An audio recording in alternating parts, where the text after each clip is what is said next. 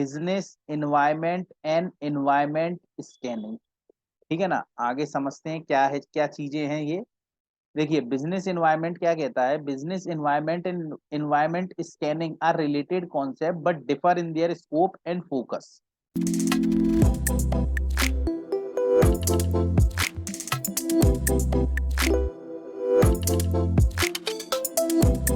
ठीक है ना, आप समझना। Business environment refers to the external factors and condition, बाहरी बाहरी जो बाहर की चीजें, that influence the operation and decision of business organisation.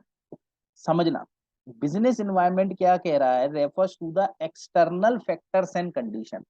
External factors और कंडीशन से क्या समझे, जिनका प्रभाव बाहर से हो रहा है लेकिन ऑर्गेनाइजेशन पे प्रभाव पड़ रहा है।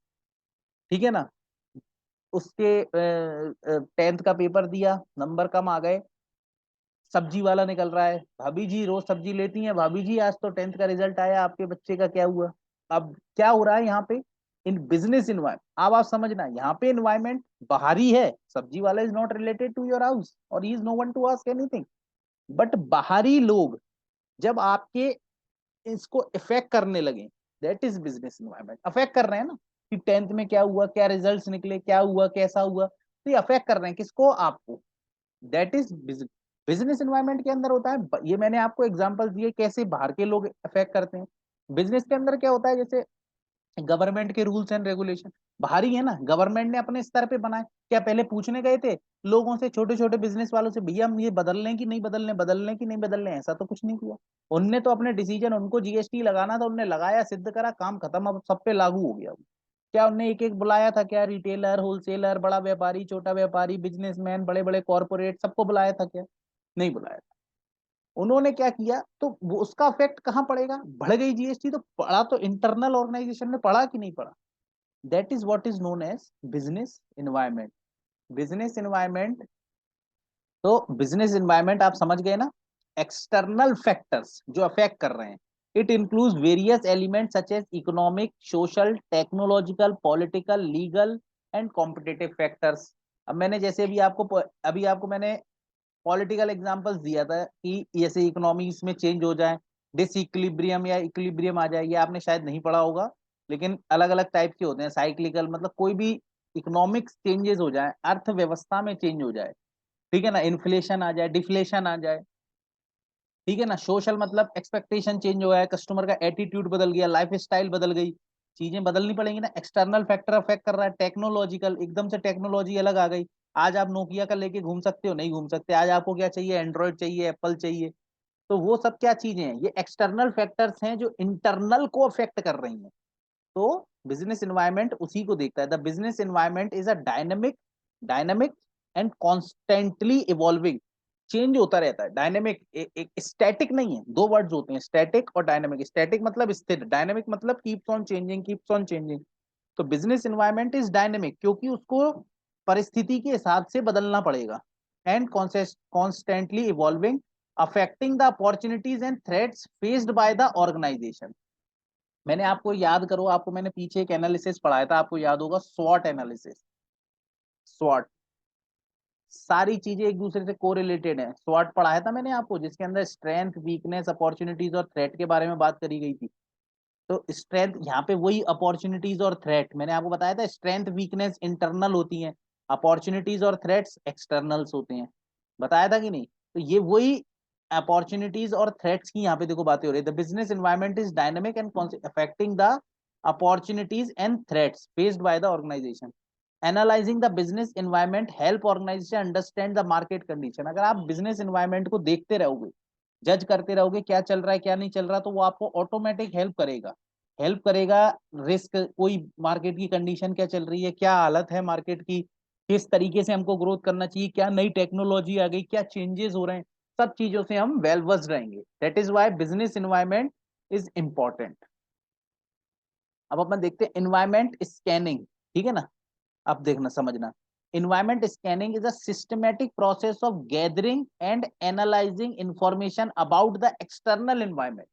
दो बातें हो गई, बिजनेस एनवायरनमेंट जिसमें आप काम कर रहे हो, जो एनवायरनमेंट आपके पूरा एनवायरमेंट आपके इर्द गिर्द, एक्सटर्नल एनवायरमेंट जो मैंने ऊपर अपन ने समझा।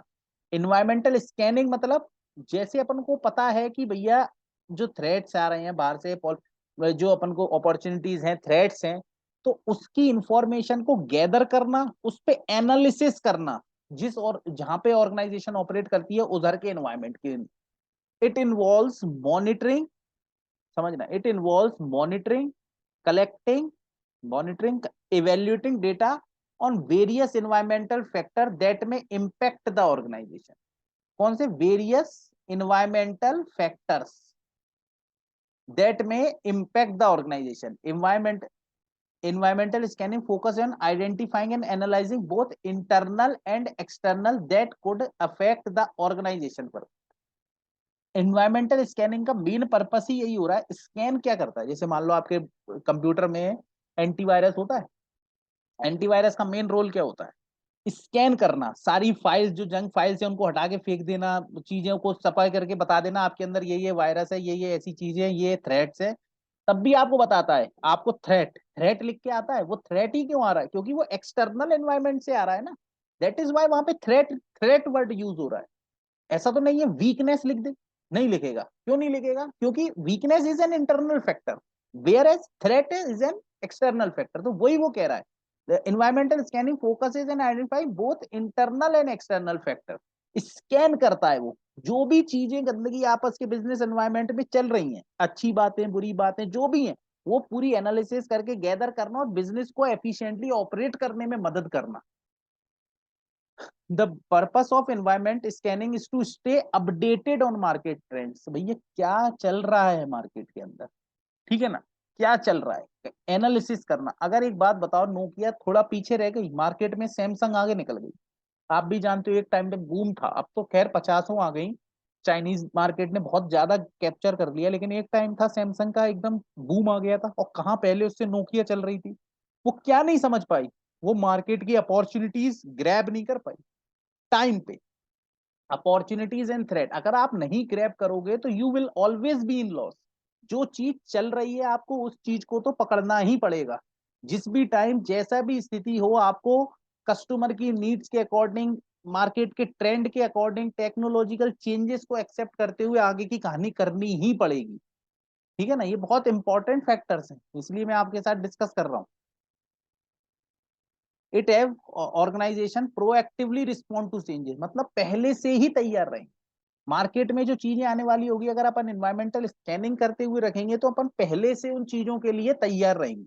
आज अपन पढ़ रहे हैं तो अपन पहले, we are proactively working to gain more and more marks in the board examination. Proactively working मतलब हम पहले से ही बेहतरीन काम कर रहे हैं, जिससे हम आगे चल के बेहतरीन कार्य कर सके। अब दो टॉपिक देखिए, ऊपर तो मैंने आपको बहुत क्लियरली समझा दिया, अब आप यहां समझते हैं। Business environment refers to the external factors and condition that affect business organisation. Simple सी बात, एक्सटर्नल फैक्टर जो बिजनेस ऑर्गेनाइजेशन को अफेक्ट करते हैं। Environmental scanning refers to the systematic process of gathering and analysing information. मैंने बताया ना, information को गैदर करना और एनालिसिस करना about the external environment. includes elements such as economic, social, technological, political, legal, competitive factors. Focus on collecting and evaluating data on various environmental factors. Provides a holistic understanding of the external landscape. Holistic का मतलब क्या होता है? पूरी, full, पूरी understanding समझा देता है भैया बिजनेस एनवायरमेंट। वेयर एज देखिए, बिजनेस एनवायरमेंट एक ब्रॉड टर्म है, समझने की कोशिश करिए। उसके अंदर एनवायरमेंटल स्कैनिंग चल रही है। Environmental a specific activity within the business environment framework। समझ रहे हो ना, एक ब्रॉड अम्ब्रेला टर्म है बिजनेस एनवायरमेंट, इसके अंदर अपन एनवायरमेंट स्कैनिंग कर रहे हैं। किसकी तो करेंगे? बिजनेस एनवायरमेंट की तो स्कैनिंग कर रहे हैं अपन, कि यहाँ से जो जो चीजें हो रही हैं वो चीज अपन पकड़ पकड़ के लेके आ रहे हैं।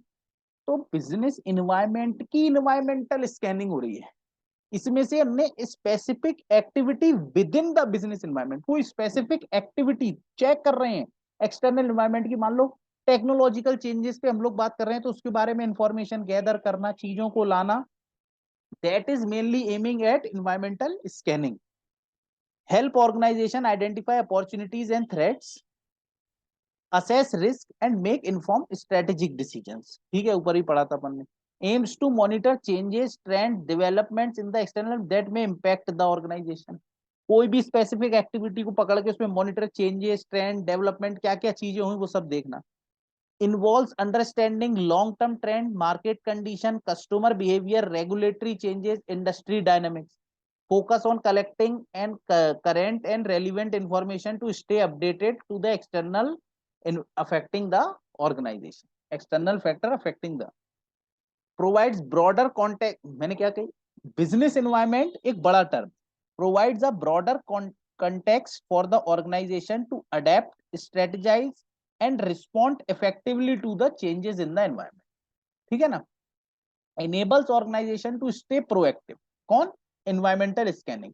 वो पहले से ही मार्केट का पता कर लेगा और बता देगा आपको ये चीजें हो सकती हैं, तो we will be proactive in working. ठीक है ना? आई होप सो कि आपको ये डिफरेंस दोनों के बीच में अब इजीली क्लियर है. ठीक है ना?